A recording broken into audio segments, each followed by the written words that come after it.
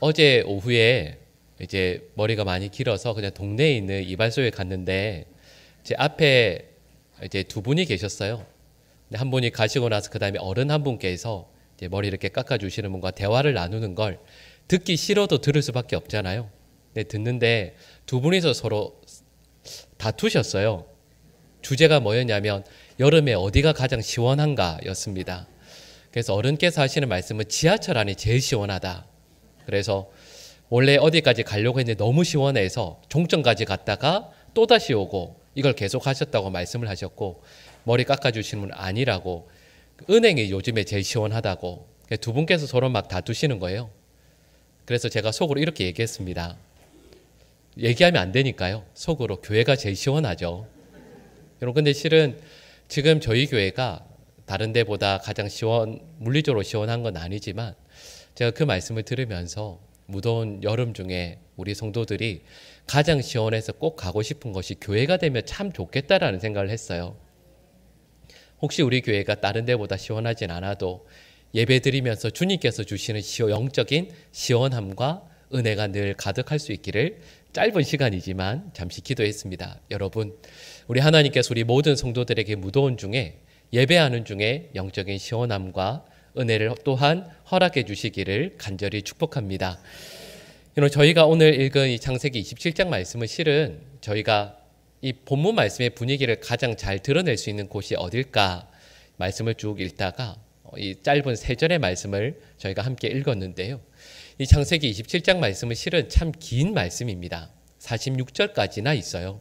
근데 긴 말씀의 이 내용이 실은 한 가정에 대한 말씀입니다.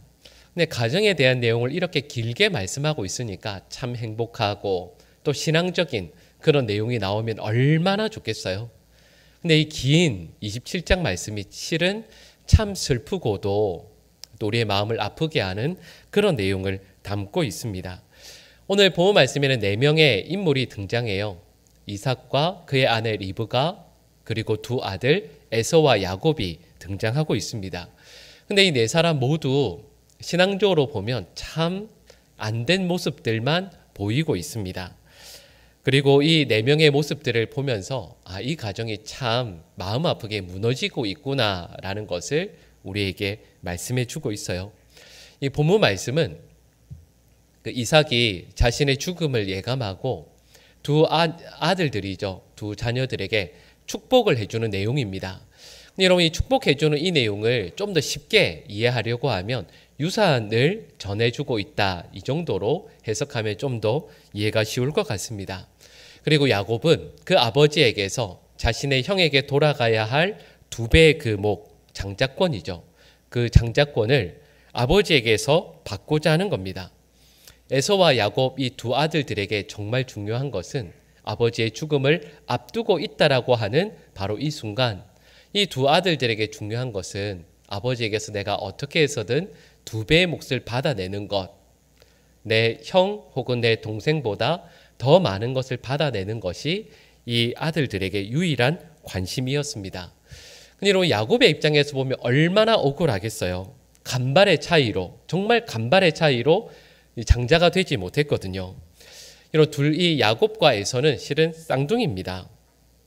근데 서로 큰 아들이 되려고 엄마의 뱃속에서부터 어떻게 해요? 엄마의 뱃속 안에서부터 이미 싸우고 있었습니다. 여러분, 그 주위에 쌍둥이 있는 분들 아시죠? 첫째와 둘째 보통 시간 차이가 한 몇 분 정도 돼요. 보통은 그죠? 짧으면 한 5, 6분, 길면 10분 이렇게 차이가 나요. 근데 여러분, 에서와 야곱은 몇 분 차이였을까요? 몇 분 차이라고 말하기가 어렵습니다. 뱃속에서 늘 싸우다가 딱 나오는 순간 어떻게 하죠? 성경에는 나오지 않지만 이렇게 추측할 수 있죠. 나오기 바로 직전 에서가 한 방 먹이고, 에서가 야곱이 이렇게 하고 있을 때 에서가 먼저 딱 나옵니다. 그때 야곱이 어떻게 해요? 에서의 발 뒤꿈치를 잡습니다. 여러분, 그러니까 이게 간격이 1분, 2분도 아니에요. 그냥 바로 이어서 나와요.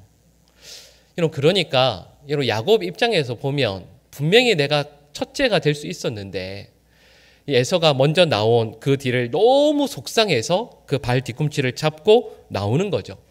그리고 말씀드렸던 것처럼 진짜 간발의 차이로 에서는 형이 되고 자기는 동생이 되어서 자기보다 훨씬 더 많은 몫을 에서가 받게 된 것이 야곱은 너무 억울했습니다. 그리고 저희가 지난주에 살펴봤던 것처럼 여러분, 야곱은 형 에서를 형으로 믿지 않았던 것 같아요. 받아들이지 않아요. 그래서 그 장자권을 뭐에 팔 사람이라고 생각했죠? 팥죽 한 그릇에 기꺼이 팔아버릴, 동생의 입장에서 보면 이 형은 형의 자격도 없는 그런 사람인 거죠. 여러분, 그래서 오늘 보호 말씀의 내용이 뭐냐 하면 형 같지도 않은 형 에서를 이제 결국에는 그가 받아야 할 그 축복을 받아내기 위해서 자기의 아버지 이삭을 속여서, 어머니와 작당해서 속여서 그 축복권을 받아내는 내용입니다. 이런 야곱이 이런 나쁜 짓을 했다라고 한다면 그의 어머니죠. 그리고 이삭의 아내인 리브가 또한 마찬가지였습니다. 리브가는 둘째 아들 야곱을 더 사랑했거든요. 근데 야곱이 그 축복을, 유산을 더 받기를 원했습니다. 그래서 에서가 사냥하러 간 사이에 얼른 염소를 요리해서 남편 이삭이 사랑하는 좋아하는 별미를 만듭니다. 그리고 둘째 아들을 떠밀어요. 그리고 이렇게 이야기합니다. 너가 너의 형인 것처럼 하고 가서 음식을 주고 형인 것처럼 해서 아버지에게 받을 유산을 다 받아내라고 이렇게 이야기합니다. 여러분, 그때 이 말을 들었던 야곱은 실은 처음에 두려워해요. 왜냐하면 형과 자기는 너무 다르거든요. 일단 목소리도 다릅니다. 그리고 분명히 앞을 잘 보지 못하는 아버지가 자기를 이렇게 만져서 내가 털이 없는 미끈미끈한 사람이라는 거 금방 알아차리실 텐데, 그렇게 되면 유산이 아니라, 축복이 아니라 오히려 저주를 받지 않을까 두려워해요. 그때 그의 어머니 리브가가 이렇게 이야기해 줍니다. 우리 창세기 27장 13절 말씀을 같이 한번 읽어보실까요? 어머니가 그에게 이르되 내 말만 따르고 가서 가져오라. 아멘. 여러분, 이 말의 의미가 뭐냐 하면 이렇게 이야기하는 거죠. 이 일 하고 나서 이 일에 따르는 저주 책임은 내가 감당할 테니까 넌 엄마만 믿어. 걱정하지 마. 엄마만 믿고 이렇게 하면 너 분명히 잘 될 거야. 근데 여러분, 실은 이 말씀을 방금 읽은 창세기 27장 13절 말씀을 보면서 우리는 이런 질문을 할 수밖에 없어요. 여러분, 정말 리브가가 이 저주를, 아마도 이 저주는 하나님의 저주일 텐데 리브가가 정말 하나님의 저주를 감당할 수 있겠습니까? 결코 그럴 수 없죠.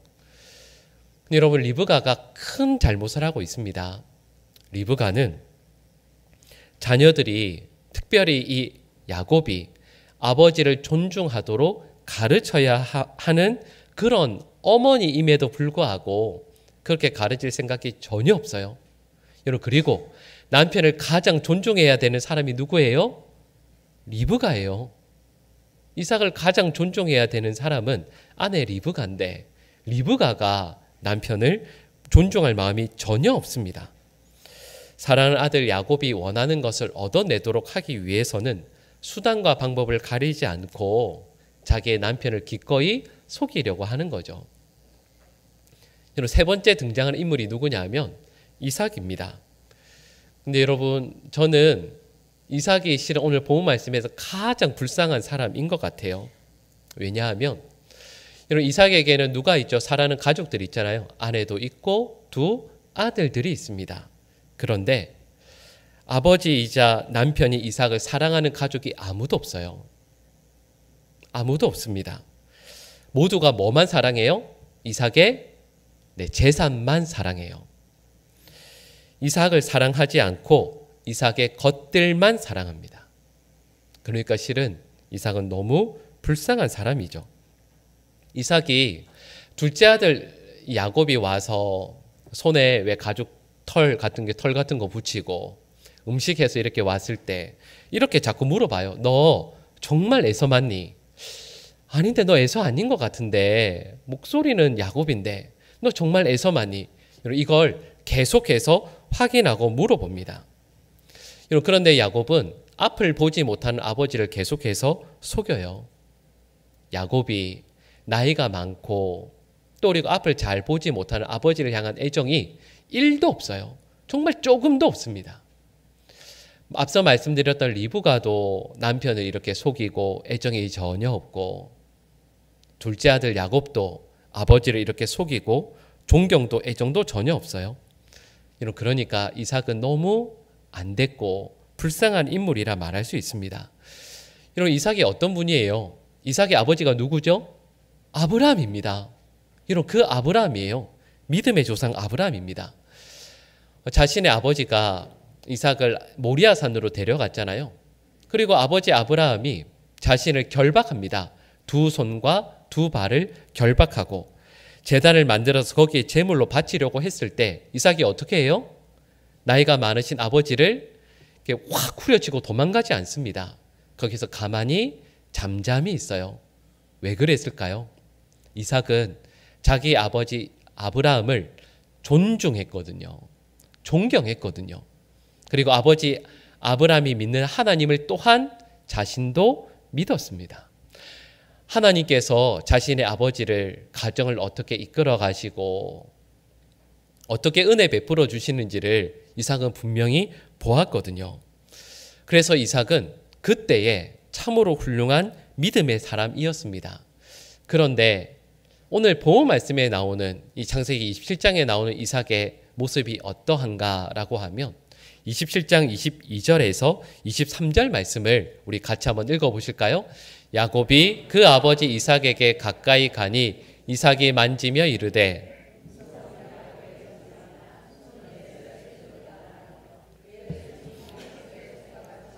털이 있으므로 분별하지 못하고 축복하였더라. 아멘. 이런 무슨 내용이죠? 목소리는 야곱인데 손에 털이 있어요. 여러분, 그러면 야곱이겠습니까? 에서이겠습니까? 헷갈리시나요? 여러분, 근데 물론 이게 고민할 여지는 있긴 하지만, 그런데 이삭은요, 계속해서 너 에서니? 에서가 맞니? 라고 계속해서 묻고 있습니다. 근데 여러분 생각해 보시면 에서가 동생 야곱의 목소리를 낼 리는 전혀 없잖아요.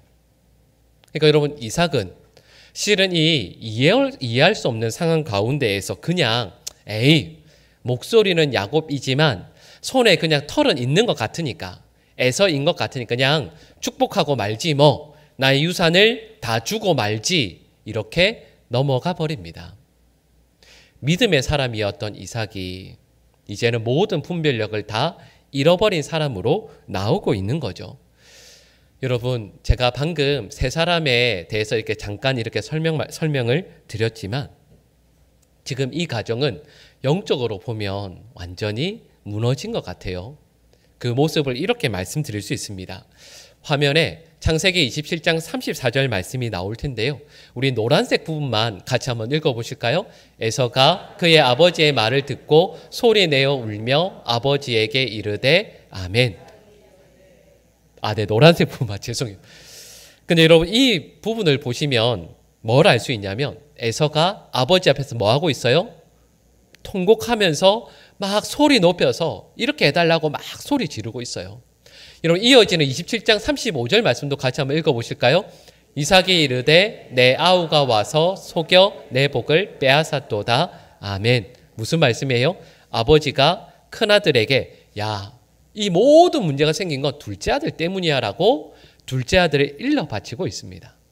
여러분, 이어지는 27장 41절 말씀도요, 노란색 부분만 같이 한번 읽어보실까요? 에서가 야곱을 미워하여 심중에 이르기를 아버지를 곡할 때가 가까웠은즉 내가 내 아우 야곱을 죽이리라 하였더니 아멘. 무슨 말씀이죠? 첫째, 에서가 이렇게 이야기하는 거예요. 이제 곧 아버지 돌아가실 때 다 됐어. 이 말 하는 것도 얼마나 큰 불효예요. 네, 그러면서 하는 말이 내가 내 동생 죽일 거야. 여러분, 저희가 세 절 말씀만 이렇게 골라서 읽었지만 이 가정이 얼마나 무너졌는지를 알게 됩니다. 여러분, 제가 처음에 말씀드렸던 것처럼 창세기 27장 말씀은 참 긴 말씀이에요. 긴 내용을 담고 있습니다.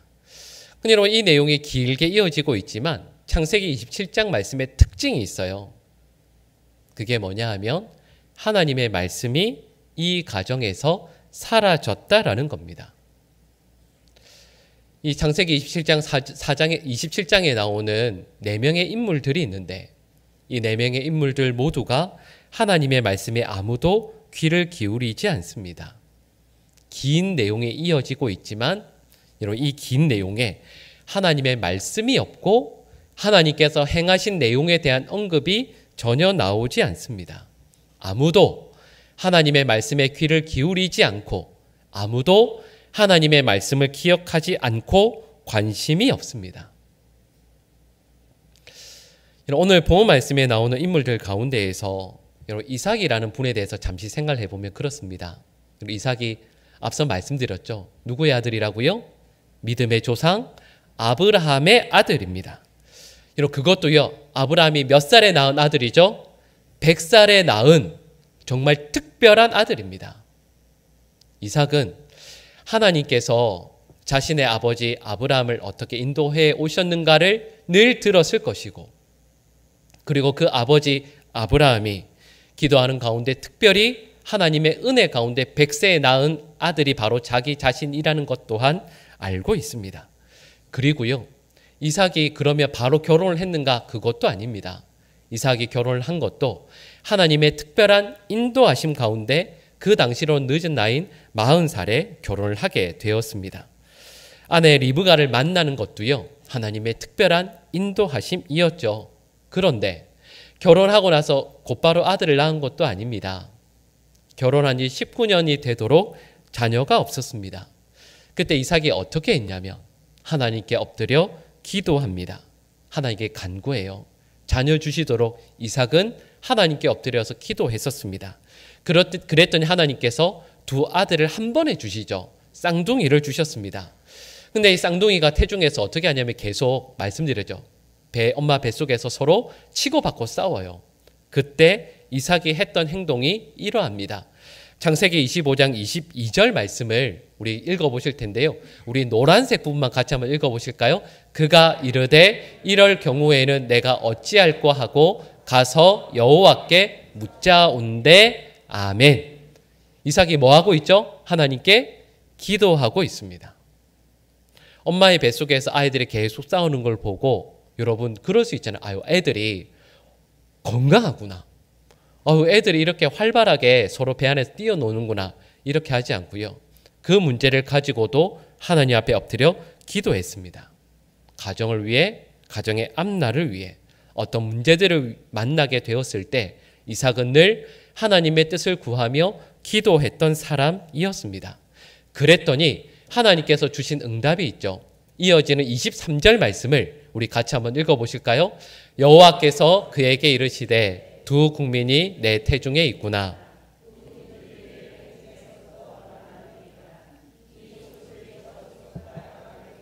큰 자가 어린 자를 섬기리라 하셨더라. 아멘. 여러분 이삭은 이 하나님의 말씀을 받았습니다. 그런데 이삭은 하나님의 이 말씀을 기억하지 못하고 있어요.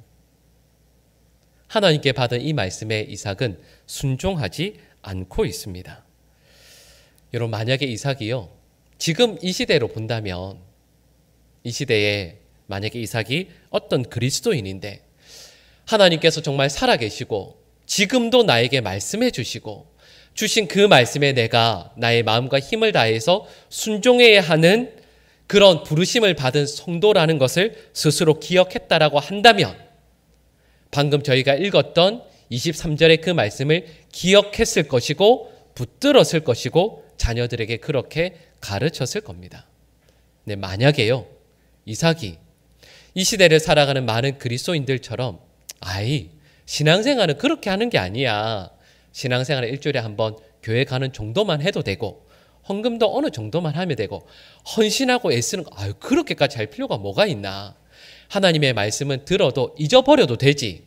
그냥 나중에 천국만 가면 되지. 이렇게 신앙생활하는 그리스도인이라고 한다면 아마도 이삭은 이전에 들었던 그 하나님의 말씀을 기억도 하지 못했을 것이고 그냥 지나쳐 버렸겠죠. 근데 여러분 제가 방금 말씀드린 이 두 가지 불후의 사람들 가운데에서 이삭은 어디에 해당되었겠습니까? 앞서 말씀드렸던 것처럼 이삭은 아브라함의 아들입니다. 얼마나 훌륭한 믿음의 사람입니까? 그럼에도 불구하고 이삭은 어쩌면 지금 이 시대를 살아가는 많은 그리스도인들처럼 신앙생활을 그렇게 열심히 하는 게 아니지. 하나님의 말씀은 들어도 잊어버려도 되지. 하나님은 지금도 나에게 말씀하시는 분이 아니야. 이전에 말씀하셨을지 몰라도 지금 그 말씀이 내 삶에 어떤 영향도 어떤 힘도 없지 라고 지나쳐 버렸던 그런 사람 아니었겠습니까? 여러분, 이삭이 정말로 하나님의 말씀을 믿었다면, 말씀을 기억했다라고 한다면, 말씀을 붙들었다라고 한다면 그는 에서에게 이렇게 가르쳐야만 했습니다. 얘야, 이 시대의 전통과 관습으로 보면 첫째 아들인 너에게 2배의 몫을, 그리고 야곱에게는 하나의 몫만 주는 것이 마땅하다. 그리고 거기에 맞게 축복해주고 유산을 나누어 주는 것이 당연하다. 그런데 하나님께서 너희를 향해 품으신 뜻이 있으시다.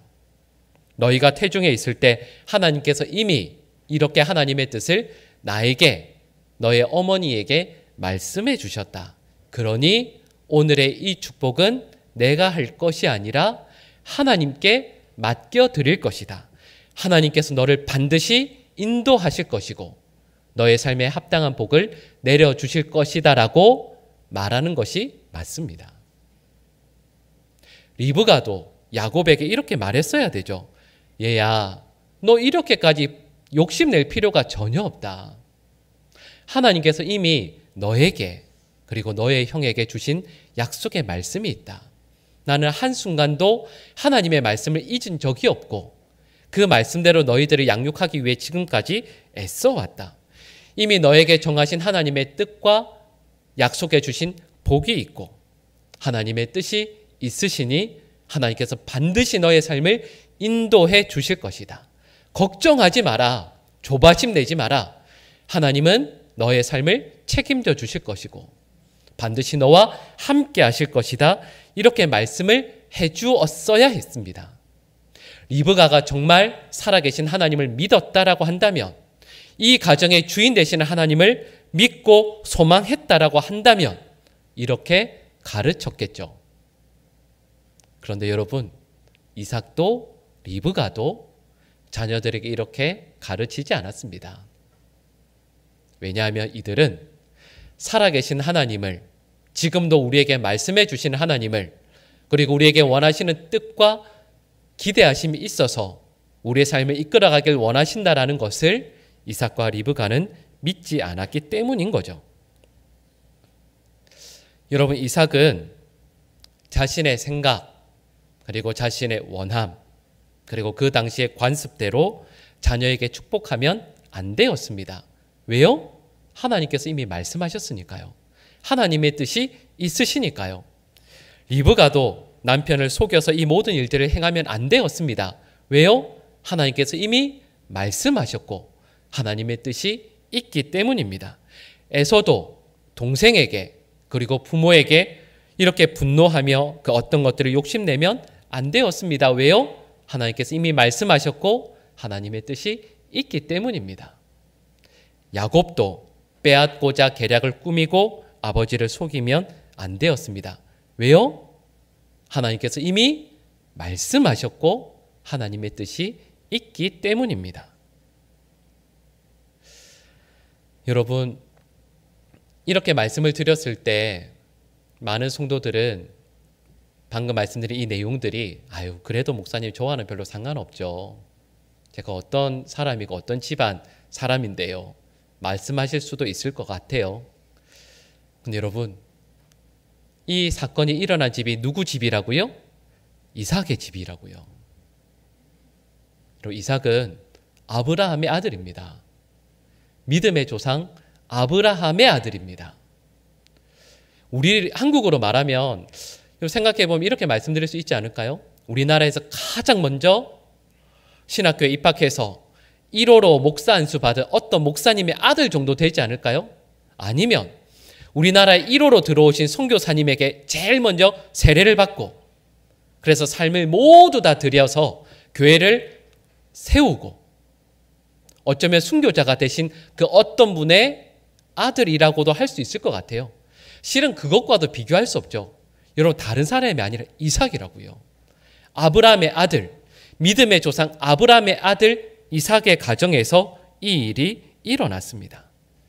여러분, 그 이삭이라 할지라도 하나님의 말씀을 잊어버리고 해오던 대로, 관습대로, 전통대로 살아가게 될 때, 말씀을 잊고 살아가게 될 때 가정에 이런 일이 일어나게 됩니다. 여러분, 여기까지 말씀을 전하고 저희 모두는 스스로 질문해야 합니다. 하나님의 말씀을 들을 때 나는 어떻게 반응하며 살아가는가? 나의 인생에서 나의 마음을, 나의 영혼을 뒤흔드는 하나님의 음성은 존재하는가? 나에게 말씀하시는 그 하나님이 나에게 어떤 하나님이신가? 나는 지금도 나에게 말씀하시는 그 하나님을 믿고 있는가? 정말 그 하나님은 나에게 진정 하나님이신가? 여러분, 실은 이 질문에, 이 말씀에 우리는 늘 우리의 영혼을 내어드리고 점검해야만 합니다. 이삭의 가정은 이렇게 말씀드릴 수 있어요. 이삭의 가정은 오늘의 말씀, 영적인 양식은 없는데 물질은 가득한 집안입니다. 그래서 슬픈 거예요. 그래서 너무 마음이 아픈 거예요. 여러분, 저는 우리 성도들 기도 제목들을 가지고 이렇게 기도하면서 또 헌금하신 것들도 이렇게 제목들을 보면서 기도하는데, 목사니까 우리 성도들의 가정에 경제적인 어려움들이 없도록 늘 기도하지 않겠습니까? 근데 여러분, 참 많은 성도들을 바라보면서 너무 마음이 아픈 것은 경제적으로는 부유해지길, 좀 더 윤택해지기를 간절히 기도하는데 영적인 양식이 없는 것으로 인해서 가슴 아파하고 통곡하진 않아요. 이삭의 집이 그런 집이에요. 그리고 하나님께서 이런 모세를 통해서 이 말씀을 쭉 기록하게 하실 때 얼마나 마음이 아프시겠습니까? 나눠줄 게 너무 많아서 고민하고 있는데 영적인 것에 대해서는 전혀 관심이 없어요. 여러분, 저는 우리 성도들의 가정이 하나님의 말씀을 사모하고 말씀에 바르게 반응하고 말씀에 순종하는 영적인 가장인 우리 아버지들, 또 혹은 어떤 영적인 가정이 세워질 수 있는 가정이 될 수 있기를 축복하고, 우리 모든 가족들은 하나님의 말씀을 사랑하고 말씀에 순종하고 날마다 하나님의 말씀을 삶 가운데 받아들여 그 말씀을 기억하며 말씀대로 살아가는 우리 모든 성도들의 가정이 될 수 있기를 간절히 축복합니다. 기도하겠습니다. 하나님, 우리 모든 성도들에게 은혜 베풀어 주셔서 물질은 많으나 오늘 먹을 말씀도 그 영적인 양식도 없어서 굶주리고 있는데 그것을 알아차리지 못하고 조금 더 세상에서 많은 것들을 가지고자 누리고자 애쓰는 하나님, 그런 가정이 저희 성도들 가운데 한 가정도 없게 하여 주시옵소서. 혹시 어려운 경제 형편 가운데 물질은 부족하고 힘들다 할지라도 주님께서 주시는 그 말씀이, 영적인 양식이 너무도 풍족해서 그 가정이 주님께서 보실 때 너무도 행복하고 귀한 믿음의 가정으로 우뚝 설 수 있도록 주님, 우리 모든 성도들의 가정에 은혜 베풀어 주시며 우리 성도들은, 또 우리 가족들은 하나님의 말씀을 기억하고 말씀을 사모하고 말씀대로 살기 위해 더욱더 애쓰는 모든 주의 백성들, 귀한 믿음의 가정들 되게 하여 주시옵소서. 예수님의 이름으로 기도합니다. 아멘.